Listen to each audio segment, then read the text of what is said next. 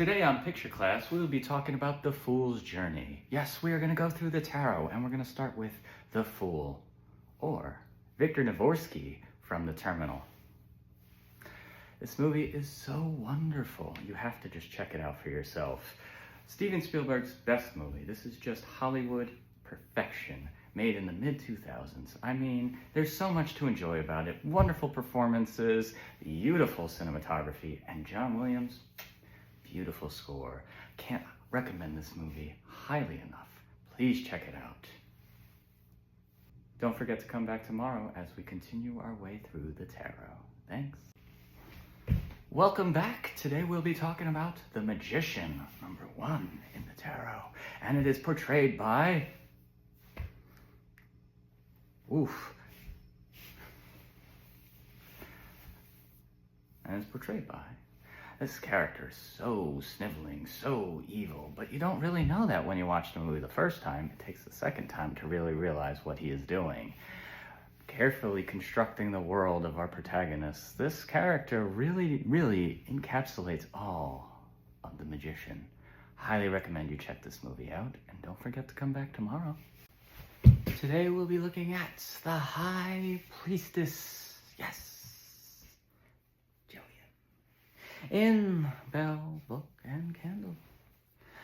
Yes, have you ever seen that movie by Renee Claire, I Married a Witch? Or maybe you're familiar with Bewitched. This was an influence. This was influenced. The High Priestess herself casts a spell on good old Jimmy Stewart. This is following the failure of Vertigo. So to see these two in a more happy encounter is actually quite nice. Check out the like, the share, the comment, subscribe, follow. You know what to do. Today we'll be talking about The Empress. Also, 1979's The Brood, directed by David Cronenberg. And we all know, if we watch the end of the movie, we know who the Empress is here. Yeah, this woman, how do I say this? Her anger manifests into these childlike creatures that aren't really children, and they cause all the havoc that she wants. It's kind of crazy, actually. It's a very well done movie. And remember in the beginning I did say spoilers, but that last scene, yeah, the cane fell. It was crazy. Be sure to check this movie out. It is intense. Don't forget to come back tomorrow. Today we will be looking at The Emperor from Black Rain. Sugai. Perfect explanation of a man with a plan.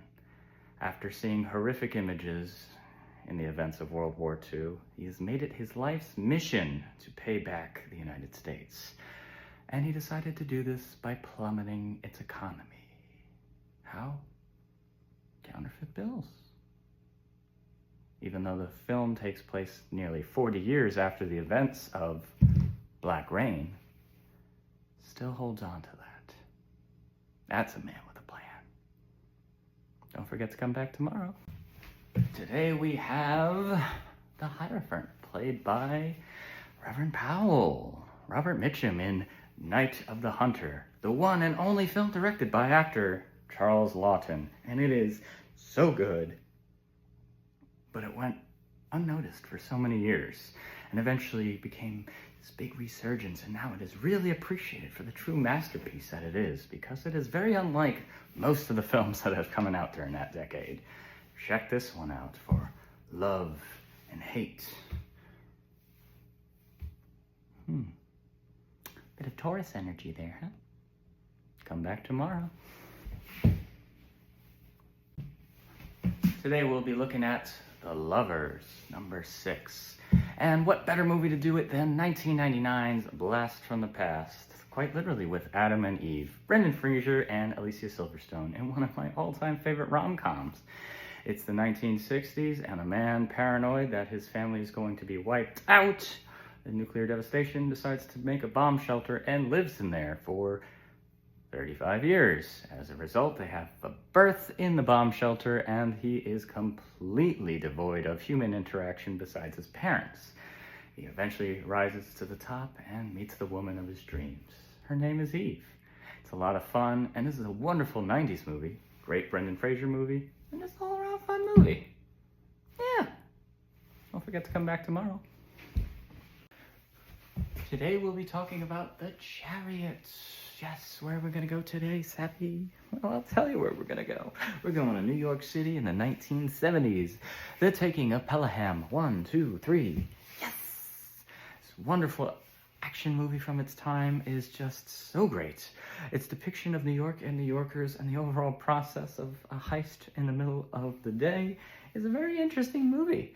It was remade, it was based off a book, and then it was remade twice, I believe, or 2 more adaptations of the book, depends on how you see things. It was made as a Canadian movie in the 90s with, I think, Vincent D'Onofrio and, what's his name? Blade Runner, Edward James Olmos. Yeah. And then we had the remake with John Travolta and Denzel Washington, and Tony Scott directed it. James Gandolfini. Today we'll be talking about strength, which could be either number 8 or number 11, depending on which deck you use. The more you know. Anyway, we'll be talking about Rocky in Rocky. Now this is before the Eye of the Tiger. As you can see, there's a lion. You want me to stick my hand in this lion's mouth? Yes, you're gonna be greased lightning. You're gonna eat out, and you're gonna crap out thunder. Yeah, it's all lines from that movie. Wonderful movie that put Sylvester Stallone on the map, and he took a significant pay cut in order to star in it, as well as being the writer of the movie. Be sure to check it out. And then, you know, the usual stuff about the page, you know. Today we'll be talking about The Hermit. Virgo! Yes, Jumanji from 1995. Alan Parrish is our hermit. I mean, not by choice, but he is in hermit mode, and when he comes out of his long seclusion, kind of has to, you know, save the day. Using all the skills he learned in his time in hermit mode. Carol, right?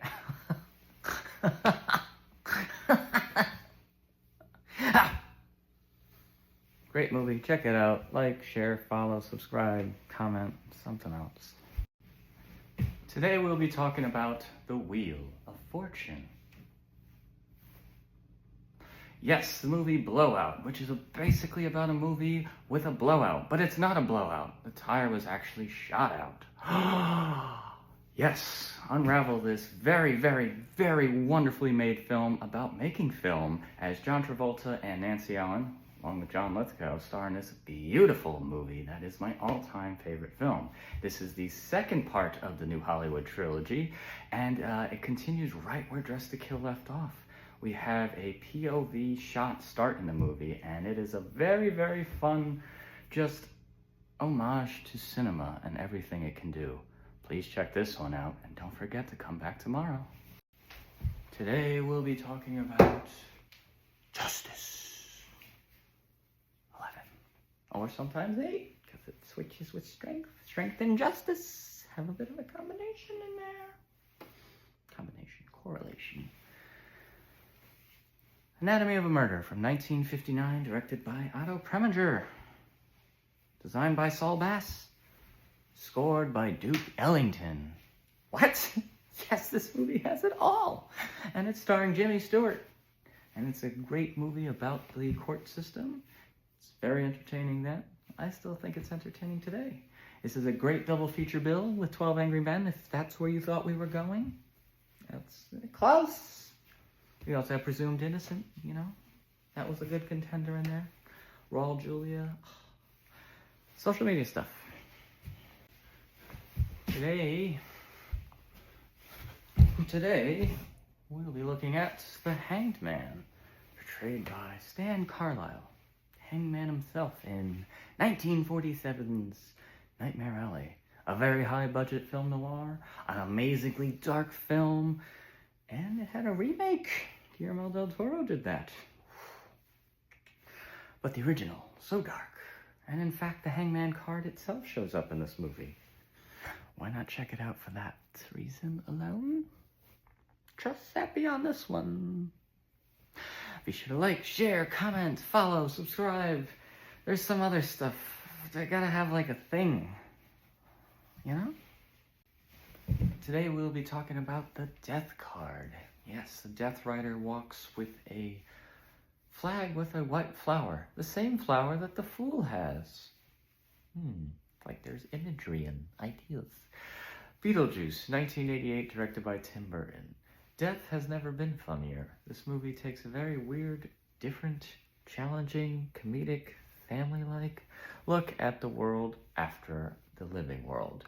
It is full of wonderful performances, and the title character is in the movie less than 20 minutes. Just getting that out there right now. Major spoiler. Has such a huge effect despite barely being in the movie. It's like Michael Keaton didn't want to be in either Batman or Beetlejuice because he was so committed to his characters. It's fun. He actually helped take out lines in the Batman movie. Who'd have thought? Today we'll be talking about temperance. Sagittarius. Where my Sagittarius is at? Okay, nobody. Anyway, we're going to talk about Die Hard with a Vengeance, also known as Die Hard 3. Fun fact about this movie, it was written as a spec script by Brian Hegland, who would later go on to do some really wonderful movies, including The Punisher from 2004. He also did Payback, which I really, really enjoyed. Fun story about the cuts. Don't have time for that. And we go to this scene in the park where we have Samuel L. Jackson and Bruce Willis. Zeus and John, they're fighting about this water situation, how to get 4 gallons out of a 3-gallon jug and a 5-gallon jug, and they kind of have to balance it. Like, they need some temperance. You get it? Today we'll be talking about the devil, El Diablo. 1986's Legend. Pretty much could fill in this card here. We got Darkness, Jack and Lily. A wonderful, wonderful movie that goes to show you the mastery of editing. Yes, a masterclass in editing. If you see the director's cut and then immediately follow it by watching the US theatrical cut, you'll understand all the ways that this movie was made, but also affecting the actual story versus finding its audience. You'll also notice that the music is different. Tangerine Dream did the United States version, but one of the best scores of all time, done by Jerry Goldsmith, somebody else. Jerry Goldsmith had been omitted from the US version. Travesty. Check this one out. Follow, like. Do I have to ask at this point? That's a real good idea. Today we'll be talking about The Tower. Yes, there have been lots of tower moments going on everywhere at all times throughout the history of time. Big moments and small. And today we'll be looking at 1985's Ran, Akira Kurosawa's ultimate masterpiece. This was a film made by a man later in life, and it is very gray and it is very human. It's a very human movie. If you've not seen the movie, then you clearly don't see the connection to this card. However, if you do watch the movie, when you get to this scene, the music, the mood, everything about this movie, it's something that needs to be experienced, I think. Akira Kurosawa's Ran from 1985. Today we'll talk about The Star. 1993's Last Action Hero, directed by John McTiernan. And if you know his work, you already know he did one of the granddaddies of them all, Die Hard. This film is just so much fun. It had the unfortunate timing to come around Jurassic Park, so really didn't stand a chance. Sometimes the timing of the movie is the most essential part. Bad timing, and this movie was kind of swept under the rug. It shows up every now and then, but it was more of a home video movie for people, millennials and, all that. It's a great, fantastic film. I highly, highly recommend it because it's the star. And it's the star parodying the star. And then Arnold Schwarzenegger plays himself in the movie and he plays the character. And it's such a very fun meta movie. Meta. Come back tomorrow. Today we'll be talking about The Moon, which is represented by 1989's Batman, directed by Tim Burton. Wow, it's been a long time since this movie's come out. But anyway, we talk about the moon being going on with your journey. And Batman is kind of early on in his career because nobody really has seen him yet. And this isn't Batman Begins Batman. This is just kind of wondering. He's just like, I'm going to be Batman now. I don't know it's a few weeks. It's an early Bruce. So he's keep going on his path. He's not quite there yet, but it's a pretty dark period for him because he finds his parents' killers.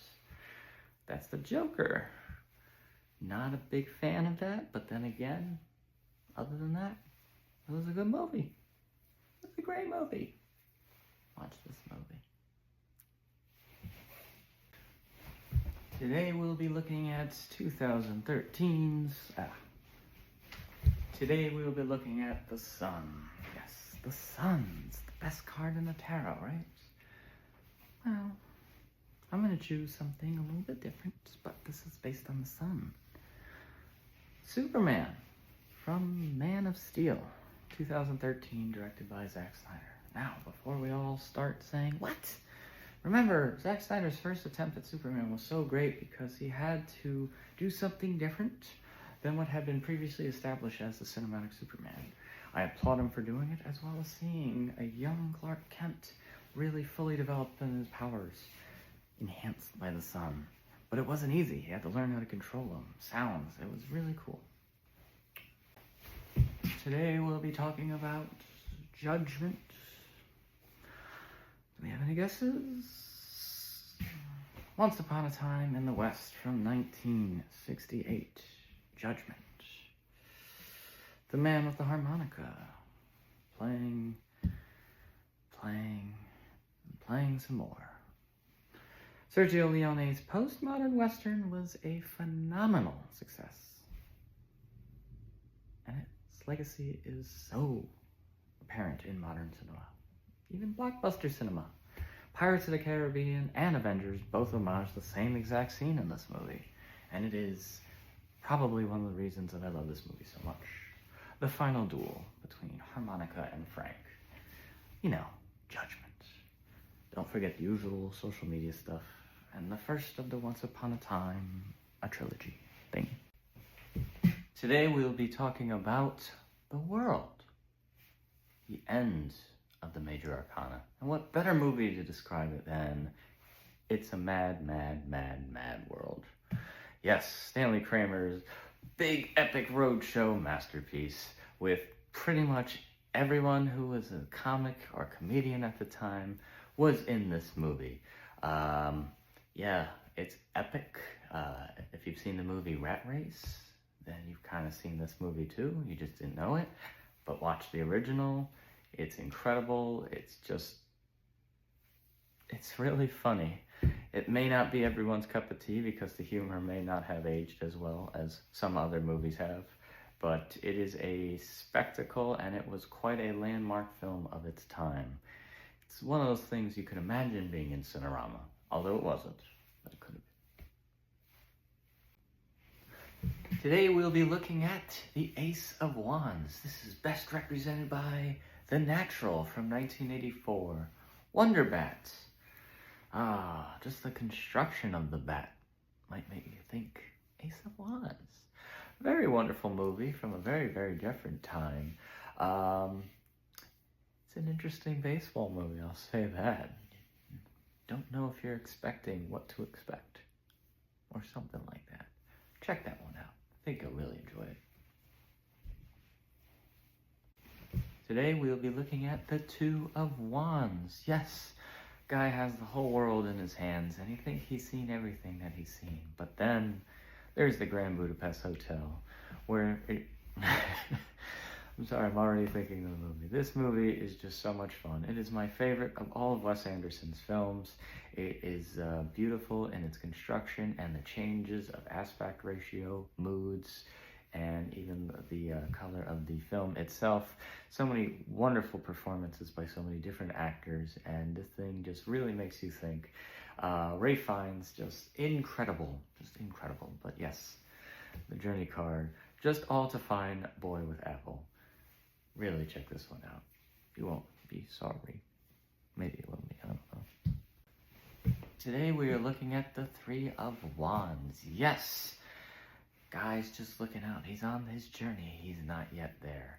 What movie represents this best? Why, of course, William Friedkin's 1970s classic, Sorcerer. This movie was so hard to find for so many years, but thankfully it's now been settled because of all the different rights issues. The poster moment is the best moment in the film, and this just goes to show you when Henry Georges Clouzot made Wages of Fear, the man knew suspense, and William Friedkin tried to take that suspense similar to like Brian De Palma took Alfred Hitchcock's Psycho to Dress to Kill. This is kind of like William Friedkin doing that for The Wages of Fear. It is so intense. Can't recommend it high enough. It gives you pressure, but also story, keep on going. Today we look at the Four of Wands, the 1111 card, the marriage card. And what better movie to take a look at the Four of Wands than The In-Laws? The movie quite literally ends with a marriage. However, the people getting married aren't the stars of this movie. The stars are Peter Falk and Alan Alda, and they are going to the completion of this whole story in order to get to a wedding. It is hilarious, it is obscene, it's absurd. It's serpentine! Serpentine! Serpentine! Serpentine! If you don't get it, you haven't seen the movie. And that might be your biggest issue right now. No, I'm just kidding. But if you want to, you should probably check it out. Maybe, possibly. And come back tomorrow. Might have another one for you. Maybe. Serpentine. Today we'll be talking about the Five of Wands.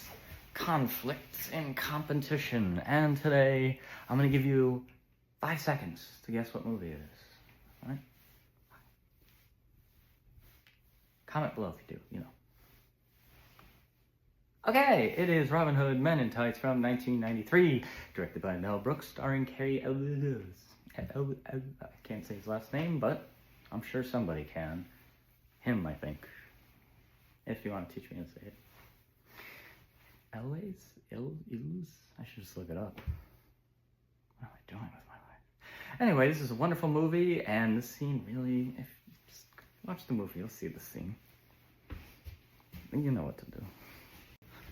Today we're looking at the Six of Wands. We are coming back from a celebration, and what movie does this best? I would have to say Star Wars with that last scene in the movie. Oh yeah, spoiler. Yeah, I mean, you want to talk about the achievement. This guy blew up the Death Star. It's the man, Luke. He's the hero. And then there'll be a whole new trilogy about him. And then more trilogies.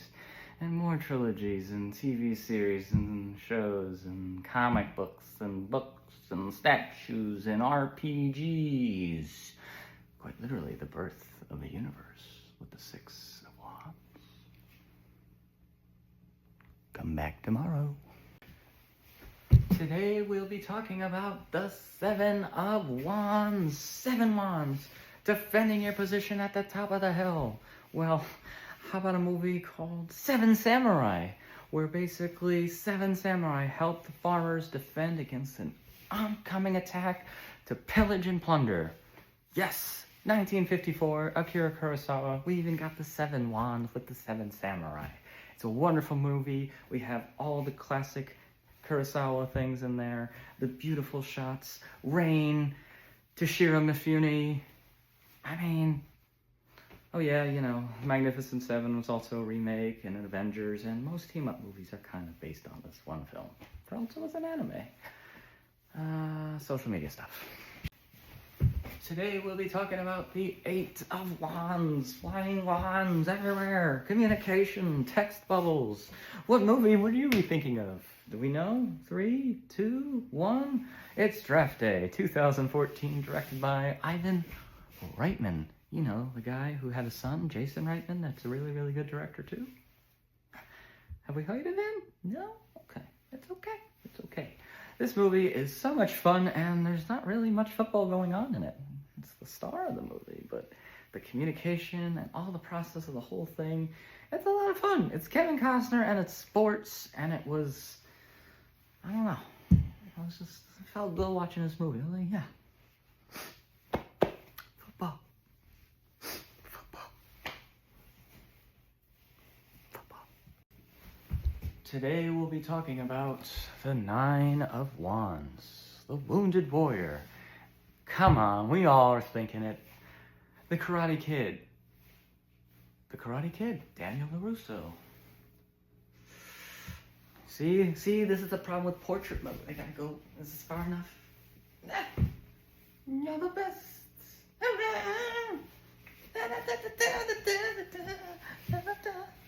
All right, if we're still watching, we really appreciate you. As we, as in us. My producer here. Anyway, if you're not familiar with this movie, you haven't heard of Cobra Kai, this is the OG.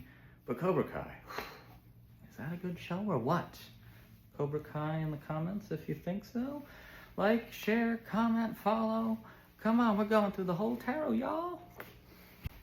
Today we look at the Ten of Wands. Yes, finishing off a harvest. All those wands on his back. That makes me think of farming. That makes me think of 1978's Days of Heaven. One of the best looking films of all time. So many beautiful golden hour shots. And this movie, along with Tess and Barry Lyndon, are just 3 of my favorite films of the 1970s. Just based on their aesthetic, their appearance. It is just gorgeous filmmaking with no tricks, just filming reality. This movie is so much fun. It is a Depression-era type film. I say fun, this movie is actually kind of depressing, but it's fun to watch based on the beautiful visuals and the transportation through time and the experiences of so many different things happening. The locusts, the fires, the ups and the downs.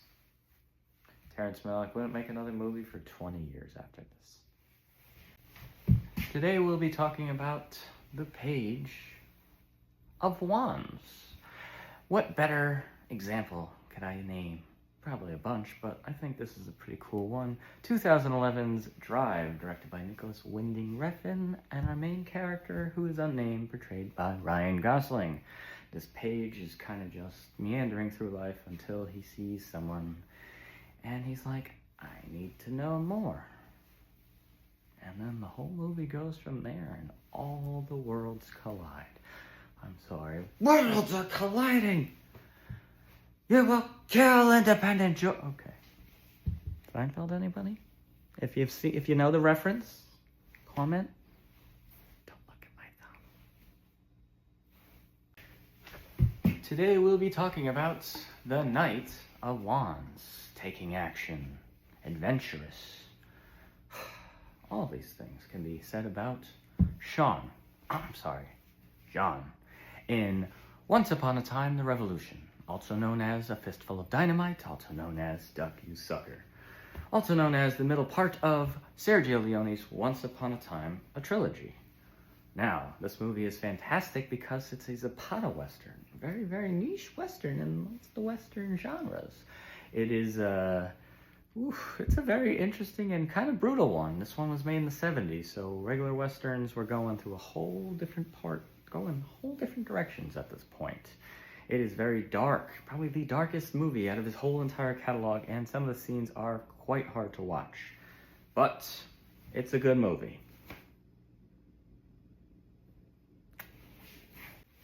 Today we look at the Queen of Wands, and yes, I think of the Queen of Wands, I think of Emma Stone in Easy A. Kind of like the Queen has her cat there. Black cats were supposed to be bad luck during the time this was made, but she don't care. I'm gonna have the cat. Oh, and A, you gonna think about me? Yeah. Where's the Scarlet Letter with Pride? Very, very wonderful updated version of Nathaniel Hawthorne's classic. It was a spec script, I believe, and just kind of really blew up Emma Stone's career from here. And this one is a very fun teen classic, and it's one of the teenage movies I have in here, so, you know, yeah, check it out. Today's the day. We made it to the card, the me card, the King of Wands, a king in the middle of nowhere, but I got stick. We got the stick. It could be whatever we want it to be. Danny Boyle's 2015 biopic, which one, doesn't matter. Steve Jobs, not the first adaptation of Steve Jobs' life, probably won't be his last either. But this video is being brought to you by a guy, you know, King of Wands. But also, the King of Wands made this responsible for this guy to put the king. Isn't that crazy? It's a little Inception-y. Remember that movie, Inception? Ever thought it was the greatest thing ever? No? Okay, you know the social media stuff. Today we have the Ace of Cups, the Holy Grail. Yes, you might be thinking, Indiana Jones and the Holy Grail. No! We'll be looking at The Fisher King from 1991. And this very, very fantastic film that you may have not seen or even heard of. It is directed by Terry Gilliam. It stars Robin Williams and Jeff Bridges.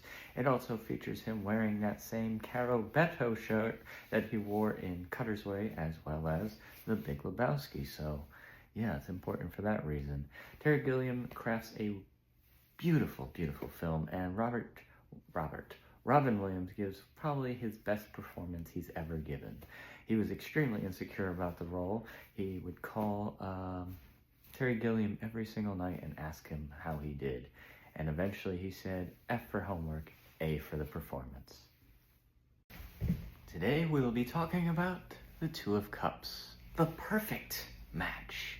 And what better perfect match than Robert Rodriguez and Quentin Tarantino in 2007's Grindhouse, made up of Robert Rodriguez's Planet Terror and Quentin Tarantino's Death Proof. Edgar Wright, Eli Roth, as well as Rob Zombie direct a few of the trailers in between the two films, which really enhances the overall experience. Robert Rodriguez also directed Machete, which would later become a movie, and it wouldn't be the first from this big epic movie that didn't do so well. It would be, I forgot what number. There was 2 Machetes. There was Hobo with a Shotgun, which was a Canadian contest winner, and they made a movie of that. That was great. Thanksgiving. I think they just need to make Don't and Rob Zombie's movie. Today we'll be talking about the Three of Cups. Yes! The Hangover. Come on, you knew this one was coming. 3 people just having a good time, and then the bestest of friends have to make this ultimate search for their buddy that they lost the night before. It went on to make a trilogy, which progressively got worse, but it's okay. They're all still entertaining. But the first one was so memorable. For me personally, in the theater when I saw the trailer, it was Mike Tyson singing Phil Collins in the Air Tonight. That's it. No, seriously, that's the end of the video. Don't forget to like, share, subscribe, follow, comment. You know, we'd like to hear from you here at the Paradise Cafe. The Sappy Sorcerer would like to. And if you think that was planned, you're wrong.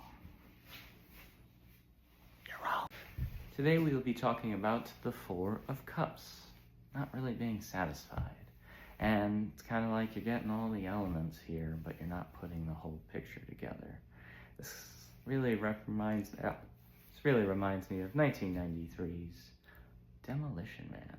Or is it 94? I think it's 93. Very, very, very, very entertaining movie. Probably one of Sylvester Stallone's best movies that he didn't write or direct. Have to make sure that you know the difference. But it is fantastic. But think of all the characters in there that really aren't happy. Mainly Lena Huxley. She's just bored with her life and she wants action, and she kind of gets it. And Cocteau, he's not really satisfied with a perfect world. Then he kind of loses it, it's crazy. Check it out. Today we'll be talking about the Five of Cups, crying over spilt wine in One Wonderful Sunday, directed by Akira Kurosawa. This came out in the 1940s, post-World War II, in Japan. Basically, there was a lot of economic hardships that they had to deal with, and this story takes place of just a young couple trying to make it through the day. They don't see each other, they work all week just to see each other for one day. And in it, they cover a lot of different ground, and yeah. Today, we'll be talking about the Six of Cups, which is nostalgia, childlike wonder. Sergio Leone's final installment in his Once Upon a Time, a trilogy, is a look of the gangster from America from the 19-teens to the 1960s through the use of flashbacks in a very artistic way. This film took him over a decade to finally get to the screen. It is very, very well made, very dreamlike, and very, very interesting in the gangster film, how it fits in with, its contemporaries, like Godfather or even Goodfellas. Be sure to check this one out in its most extended form and take a look at the making of the movie if you can find it. And you'll see all these homages in modern cinema because of this movie. Today we'll be looking at the Seven of Cups. So many choices, so many choices. What do we do? What do we do? What do I do? They live. The movie is full of choices. So much opportunity and potential. Does he choose to live the life while negating other things? Does he choose to choose another life? The man's name is Nada because it's never mentioned. But it's about choices. The choice to have a fight in the middle of an alley for 7 minutes. It's a choice. Today we have the Eight of Cups. Walking away from things that no longer serve you. Paris, Texas. Wim Wenders and Harry Dean Stanton's starring role. One of his rare starring roles, but this movie is phenomenal because Harry Dean's face tells you everything you need to know in every scene he's in. So much of it has no dialogue, but it is such a visceral feeling in here. And you have to figure out the consequences of walking away sometimes by coming back. And it isn't easy. It isn't easy. Very good movie, though. Check it out. Just came out with a new 4K restoration. Come back tomorrow. Today we'll be talking about the Nine of Cups. Make a wish. Yes. Make a wish. 1988's Pig, directed by Penny Marshall, starring Tom Hanks. I want to be big. Now, fun fact, there was also an Alvin and the Chipmunks episode, Bigger. That one was really entertaining, too. Yeah, that's kind of it. Oh, you want more?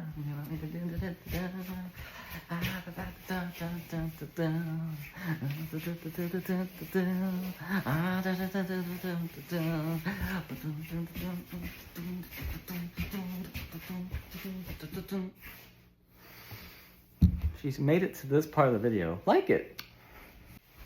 Today we'll be talking about the Ten of Cups. Like everything you can want, right? Similar to the Ten of Pentacles. Not quite. Very similar. Any guesses? I'll give you a few seconds. 3 seconds. 2 seconds. 1 second. Frank Capra's 1938 film, You Can't Take It With You. Based off a play of the same name from 1935. This film won Best Actor, Best Director. 3rd time. In 5 years. No big deal. This movie's corny, and it has that Capricorn feeling, but not Capricorn. What? It's a water movie about emotions, and I'd like to see this movie done today without being totally unbelievable. Social media stuff. Today we'll be talking about the Page of Cups. Yes, manifesting. Is that fish really there? Or is he making it happen? Michael Dorsey in 1982's Tootsie. Yes, he makes his dreams come true of being an actor. There's pretty extreme lengths to do it as well. Film that is very much a product of its time. It's a very, very, very entertaining movie. Some may say it's even funny. Great look, though, at how soap operas are actually made. It's beautifully made, and it has this very nice glow to it, I still feel to this day. Highly recommend you guys check it out. Like, share, follow, subscribe, comment.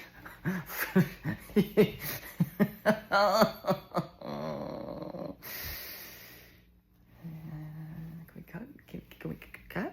No? Today we'll be talking about the Knight of Cups. Phil Connors from Groundhog Day. Yes, this card is about change, but the only person that really changes in this movie is Phil Connors. Isn't that kind of strange? He is different, but everyone else stays the same. Until he makes a bunch of changes, and then he gets to see everyone else change. Huh? Yeah. Harold Ramis, 1993. Social media stuff. Today we'll be looking at the Queen of Cups, portrayed by Helen Trasker in James Cameron's True Lies, which came out in 1994. Not only was this just a wonderful performance by Jamie Lee Curtis all around, it just goes to show you how dedicated the Queen is. And by the end of the movie, it's such a fun movie. That's all I gotta say. By the end of the movie, you're just like, they never made a True Lies 2. Come on, Cameron. Do we really need more avatars? How about just one more, Cameron? Avatar 8. Ugh. Oh, man.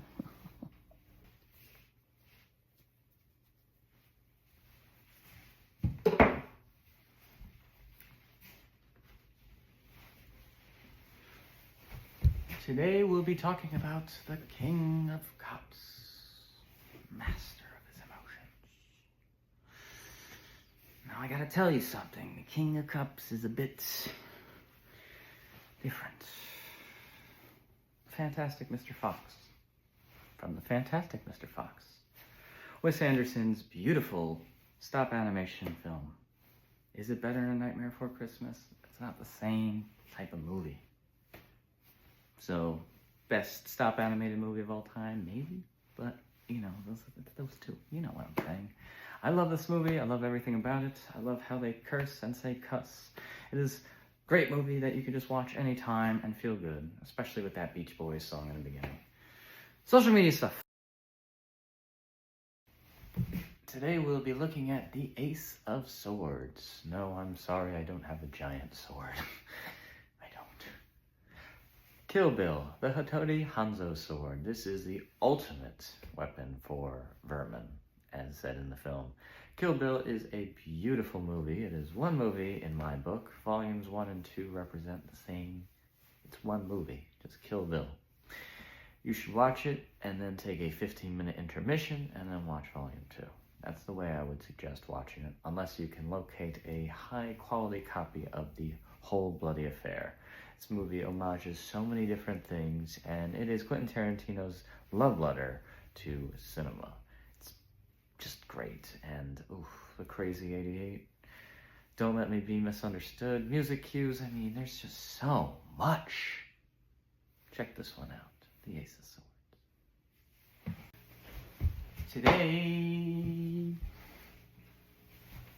Today we'll talk about the Two of Swords. This or that thinking. Take off the blindfold. Take off the blindfold. Harvey Dent, the White Knight, as opposed to the Dark Knight. 2008, Christopher Nolan, Christian Bale. Come on, if you haven't heard about this movie, then you obviously don't remember the great debate on IMDb. Sorry, Godfather. But yeah, Shawshank. That was a very deep internet cut. If you don't get that reference, I'm sorry. If you do get that reference, be sure to put in the comments below. Like, share, follow, subscribe.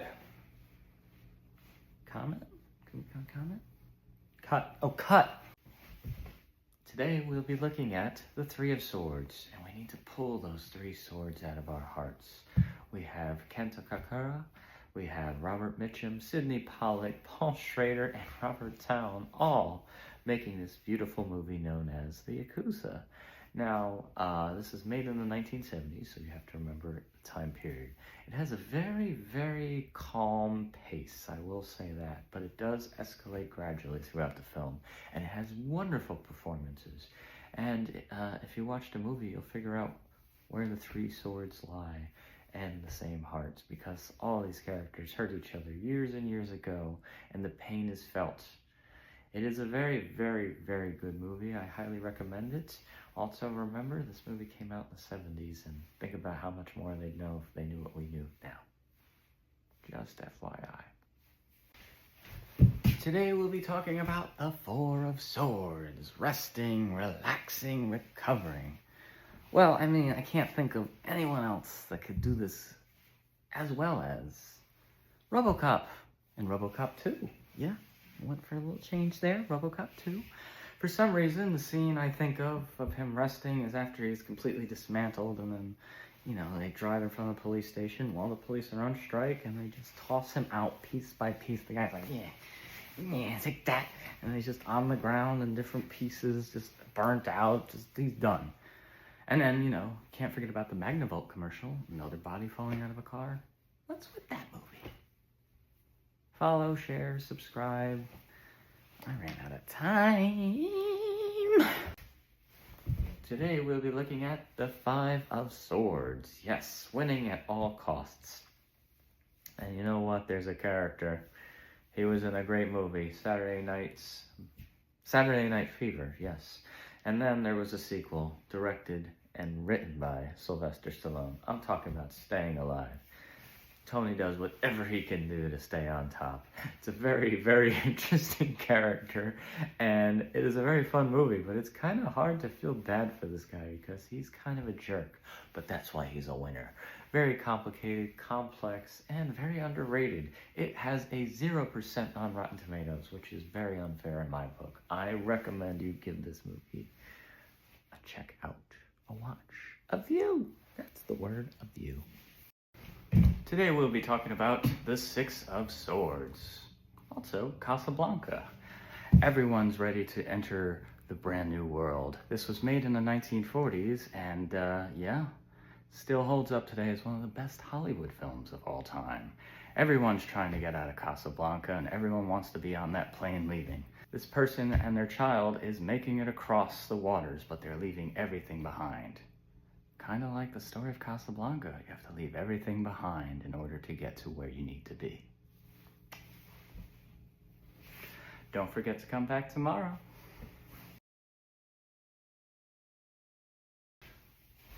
Today we'll be talking about the Seven of Swords. Yes, it's a golden card though, so it's not lying, cheating, and stealing. It's more outsmarting your opponents. Scott Pilgrim in Scott Pilgrim versus the World. I mean, if there ever was a bigger travesty, the fact that this movie wasn't even nominated for an Oscar for its editing, because the editing was pretty much one of the things that made this film really pop. Beautifully made by the wonderful Edgar Wright. Can't recommend this film enough. Unfortunately, it was a bit of a dud at the box office, but don't let that stop you from watching it. It is just great. We are Sex Mama! 1, 2, 3! Today we look at the Eight of Swords. Today we look at the Eight of Swords, also being trapped in your own mind. If you could see by this image here, well, not really that dangerous. However, it's all up in here. Just like all of your energy, it's all up in your head. This one is best represented by 2008's Fish Tank. The movie quite literally is shot in full screen to show you the claustrophobia of the character in there. Highlight for this movie, for me, is the end where mother and daughters dance to a Nas song. Life's a... Oh, I can't say that because, you know, rules. come back tomorrow. Yeah. Today on Picture Class, we'll be talking about the Nine of Swords. More specifically, we're going to be talking about Nancy Allen's character from the movie Dressed to Kill. If this doesn't seem familiar to you, then you haven't seen the movie. Yes, a never-ending nightmare. Dressed to Kill is the first in the new Hollywood trilogy directed by Brian De Palma, which also consists of Blowout and Body Double. Why do I consider these three films a trilogy? Well, they all feature Dennis Franz, they're all scored by Pino Donaggio, and they're also all written and directed by Brian De Palma. A lot of ongoing themes and, yeah, just pretty much the process of making films through your very eyes. This movie does show its age, so if you're not comfortable with some of the content and themes that was acceptable at its time, then I highly recommend you do not watch this movie. However, if you're a little bit more open-minded and want to see how things were at a different time, I would check this movie out. Don't forget to come back tomorrow. Today we are looking at the Ten of Swords. Yes, something is dead, done, and over with. But you know what this really makes me think of? It makes me think of an Akira Kurosawa movie, Throne of Blood. Yes, the only difference would be that these would be arrows instead of swords. If you've seen the movie, you know what I'm talking about. Toshiro Mifune takes a wonderful, just this performance is so good. It is based on William Shakespeare's The Scottish Play. Yes, I don't actually say the words of the play unless I'm in it. It's one of those superstitions. This movie is so good, I highly recommend it because Kurosawa and Shakespeare, you can never, ever go wrong. Today we'll be looking at the Page of Swords. Sam Spade in 1941's Maltese Falcon, or The Maltese Falcon, directed by John Huston. First-time director? First noir? Maybe to both? No, yes, John Huston did direct this. What's so fun about this movie is that it has this iconic feeling that there's some sort of detective in the movie. Well, the detectives of the tarot, Page of Swords. And isn't Sam Spade kind of a good detective? He figures it all out eventually. And this was before he played Philip Marlowe, so gotta go with Sam Spade. Gotta go with Sam Spade. Because it's the stuff dreams are made out of. I know I can't do impersonations. Like, comment, share, follow, subscribe, you know all that. Today we'll be talking about the Knight of Swords. And he gets his... Alright. We have Criss Cross. From 1945, Scarlet Street, directed by Fritz Lang. Yeah, how about that? Coming in, rushing in to save his kitty. Oh, but he rushed into more than he could have imagined. Or bargained with. I was trying to go with bargain with in that sentence. It just didn't happen. It's okay. We're going to move on. This is a wonderful film noir, and it set a very, very unique precedent in Hollywood films. But you gotta watch it to figure out what it is. Social media stuff. Today we'll be talking about the Queen of Swords. Yes, you know where I'm going with this. 2006's The Devil Wears Prada. And we all know who is the Queen of Swords in this movie. Well, it's Moran. Duh. Yeah, if you watch this movie, you'll see a lot of similarities between the Queen of Swords and the main character played by Meryl Streep. Yeah. Do you believe me? Comment below. Try to engage each other, you know? We'll do this social media thing. Maybe? Hey there, Pilgrim. I can't do John Wayne. Today we have the King of Swords, portrayed by Tom Laughlin in John Ford's beautiful masterpiece, must-watch film, The Man Who Shot Liberty Valance, made later in John Ford's career. This is a very, very dark movie, but it takes a really good look at perception and all of that fun stuff. But also, the King of Swords represents authority, you know, kind of distant, but also making sound decisions. And Tom makes the ultimate sacrifice. Doesn't take credit.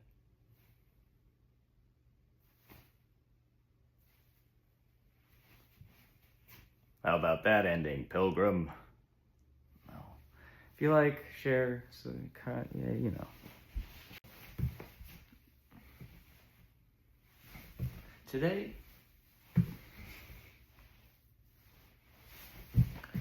we'll be looking at the Ace of Pentacles. Yes, that one little scent, that one little inspiration, that thing that just goes your way. Maybe something you needed that you have. Well, Ocean's 11 from 2001, yes, the remake, not the original, is one of the finest examples of this. The speech between Brad Pitt and George Clooney's character, at the end of it, he's like, did you practice that speech? Yeah, I did, a little. That's part of the movie. Ace of Pentacles. Ocean's 11. Today we'll be looking at 1996's. That's not right. Today we'll be looking at the Two of Pentacles. Mixing work with fun. You gotta do it. Do we have any ideas? It's in that middle-aged mopey man trilogy I mentioned on all these other videos. It's multiplicity. Kind of shares a lot in common with Groundhog Day, with a middle-aged guy going through some stuff. It also was directed by Harold Ramis. Features Annie McDowell in both. Some similarities. But anyway, balancing work with fun. Gets all these clones of himself in order to enjoy his life more. And from the point of view of his life, this man is going through a severe crisis, becoming different personalities. It's a very, very, very good look, comedically, into the world of a middle-aged man. Today we'll be talking about the Three of Pentacles. Yes, I finally made it to the Pentacles, okay? It's been a minute, all right, let's just get back to it. We're going to talk about 1942's Larceny, Inc., one of my all-time favorite comedies, as well as heist movies, as well as gangster picture. This is one of the wonderful movies that Edward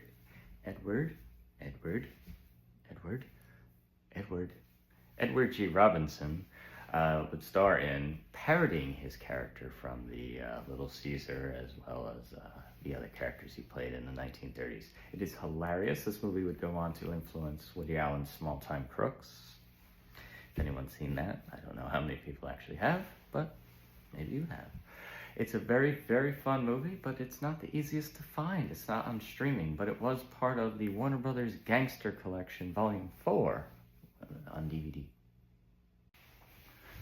Today we'll be looking at the Four of Pentacles, holding on too tight to possessions. Ideas? Thoughts? 1987's Wall Street. Well, who's holding on too tight here? Who isn't holding on too tight here? Gordon Gekko. Greed is good. Oliver Stone's fantastic film, looking at Wall Street during the period, so it was still in the 80s with the yuppies, and along with The Wolf of Wall Street, American Psycho, and The Bonfire of Vanities, really kind of encapsulate artistically that whole echelon of that world. Worth a watch. Sequel's not too bad either. I said it. You know what to do, please. Today we'll be talking about the Five of Pentacles. City Lights. Charlie Chaplin's film that says, you know what, I'm not done with silent movies yet. Everyone's making sound. He's like, nah, one more silent movie for you. And he made this movie, one of the most heartwarming movies there is. A guy, you know, his tramp character kind of has to be something that he's not in order to help somebody else. What? Well, he gets mistaken early on in the movie as a friend. It's kind of funny that he's not telling this guy that he's a tramp. He just goes along with it. He hangs out with a rich drunk guy. And then he falls in love with a blind woman. And then he decides, you know what? I need to go be a boxer so I can win enough money to get her the surgery she needs. Yeah, that is the movie. But he didn't show his weakness. He went inside. Today we'll be talking about the Six of Pentacles, and that's portrayed by Jordan Belfort. It's one of those two. And he gives to some, but doesn't give to others. What do you think? Let me know down below. Yeah, it's a short one today. Comment, you'll be all right. Today we'll be talking about the Seven of Pentacles. I'm really enjoying this. Do I really want to do this? Is this me? Analyze this. 1999, directed by Harold Ramis. It's part of a mopey middle-aged men trilogy that I've came up with, which includes Groundhog Day, Multiplicity, and this film, of course. Analyze this. Both Dr. Sobel and his patient, Paul Vitti, don't really know. Having a bit of a midlife crisis. Midlife crisis card? What do you think? Thank you for making it to the end of this part of the video. There's some social media things that I could say, but I think you know them better than I do. Yeah, you probably. Yeah, I know. Yeah, yep, I'm gonna go now.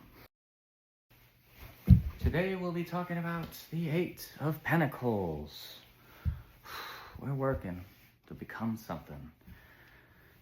But if you commit yourself to an ideal, then you become something more. A legend, Mr. Wayne.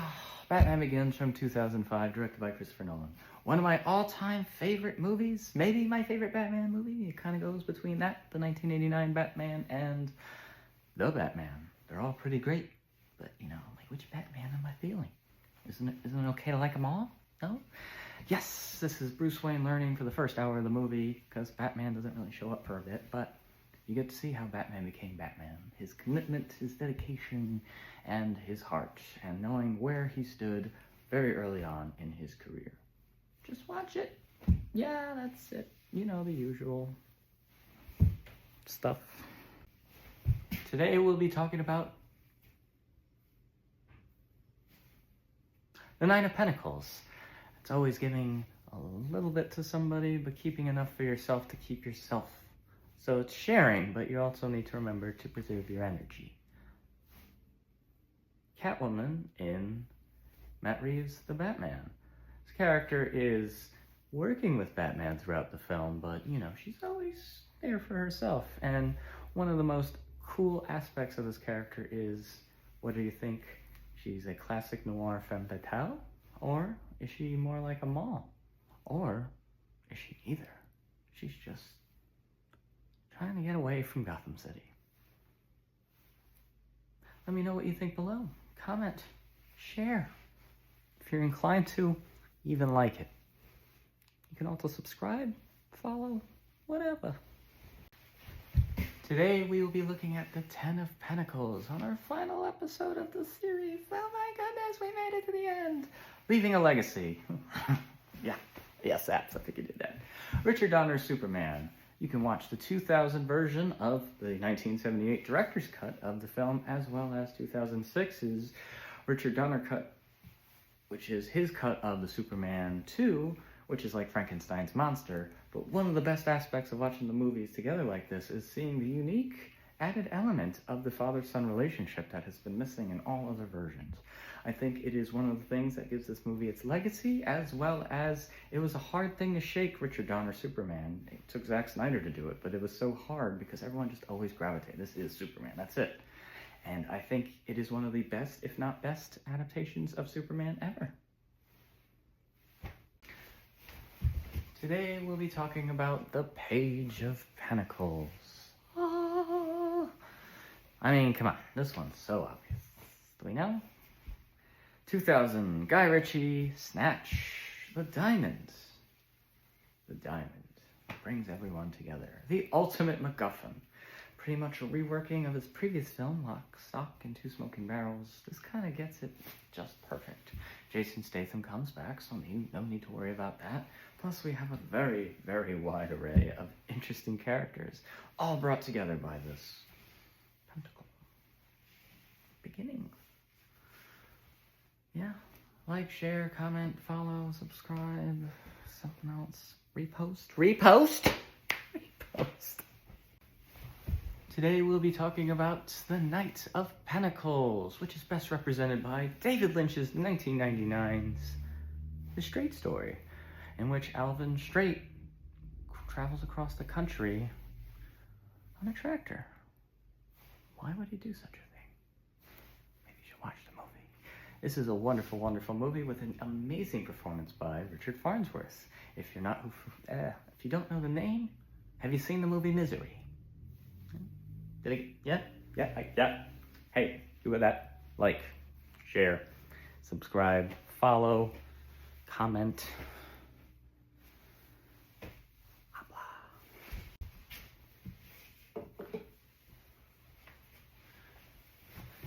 Today we have the Queen of Pentacles. Oh, do you know who it is?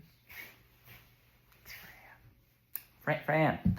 From 1960's The Apartment, directed by Billy Wilder. Directed by Billy Wilder, starring Jack Lemmon, Shirley MacLaine, and Fred McMurray. Fred McMurray. I mean, I could tell you a lot about this movie and how it relates, but it could be best summed up by the characters themselves. Shut up and deal. Social media stuff, you know, guys. Do I have to? No? Okay. Today we'll be talking about the King of Pentacles. Money. We could go with the $1 Million Man, but we're actually going to go with Scrooge McDuck from DuckTales, Treasure of the Lost Lamp from 1990. I mean, you want to talk about being really comfortable with money, his whole big pit, that whole thing. Swimming through solid gold coins. And be like, but you know. Thanks for watching. Try to share it. Maybe even like it. Who knows? You got a comment? You want to subscribe? You can follow. All that.